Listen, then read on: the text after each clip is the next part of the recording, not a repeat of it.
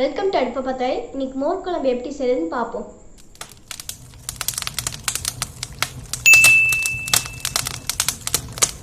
மோர் குழம்பு செய்கிறதுக்கு ஃபர்ஸ்ட் அரை மணி நேரத்துக்கு முன்னாடியே அரை டேபிள் ஸ்பூன் துவரம்பருப்பு, அரை டேபிள் ஸ்பூன் கடலைப்பருப்பு போட்டு ஊற வச்சு எடுத்துக்கணும். இதை இந்த கல்லில் போட்டு கரைன்னு அரைச்சி எடுத்துக்கணும்.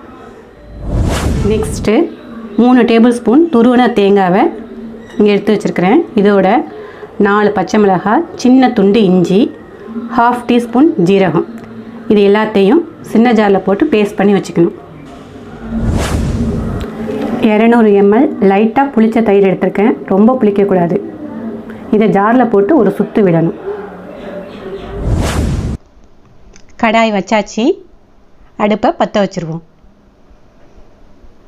கடாய் ஹீட் ஆனதும் 1/2 டீஸ்பூன் தேங்காய் எண்ணெயை ஊற்றிக்கிங்க.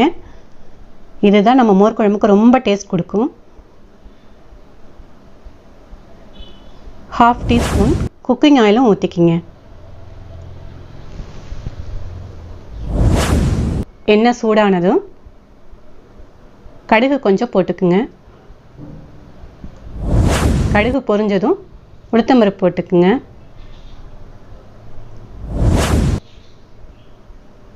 நாலு பல்லு பூண்டு தட்டி வச்சுருக்கிறேன், அதையும் போட்டுக்குங்க. 2 காஞ்ச மிளகாவை கிள்ன மாதிரி போட்டுக்குங்க. 1 பிஞ்ச் பெருங்காயத்தூள் போட்டுக்குங்க.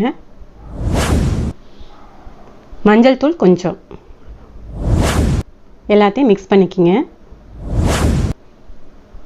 2 பெரிய வெங்காயம் கட் பண்ணி வச்சுருக்கேன், அதையும் இதோட சேர்த்து ஆட் பண்ணிக்கிங்க. நல்லா மிக்ஸ் பண்ணிக்கிங்க. சின்னதாக ஒரு தக்காளி கட் பண்ணி வச்சுருக்கேன், அதையும் போட்டுக்குங்க. வதக்கிக்கிங்க. தேவையான அளவு உப்பு போட்டுக்குங்க. வதக்கிட்டுருங்க. கொஞ்சம் நேரம் வதங்கினதுக்கப்புறமா நம்ம அரைச்சி வச்சுருக்கிற தேங்காய் பேஸ்ட்டை இதோட சேர்த்து ஆட் பண்ணி வச்சுக்கிங்க. அரைச்சி வச்சுருக்கிற பருப்பு பேஸ்ட்டையும் இதோட போட்டுக்குங்க. இப்போ எல்லாத்தையும் மிக்ஸ் பண்ணிக்கிங்க. தண்ணி மிதக்கிற அளவுக்கு ஊற்றிக்கிங்க. பாருங்கள், இந்த அளவுக்கு இருந்தால் போதும்.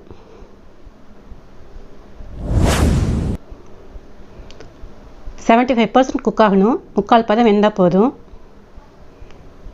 இப்போது இந்த மாதிரி 3/4 பதம் வெந்ததுக்கப்புறமா நம்ம அடித்து வச்சுருக்கிற மோரையும் இதோட சேர்த்துக்குவோம்.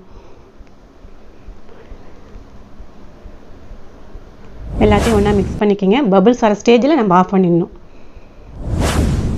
அவ்வளோதாங்க, நம்ம மோர் குழம்பு ரெடி. மல்லி இலை தூவிக்கிங்க.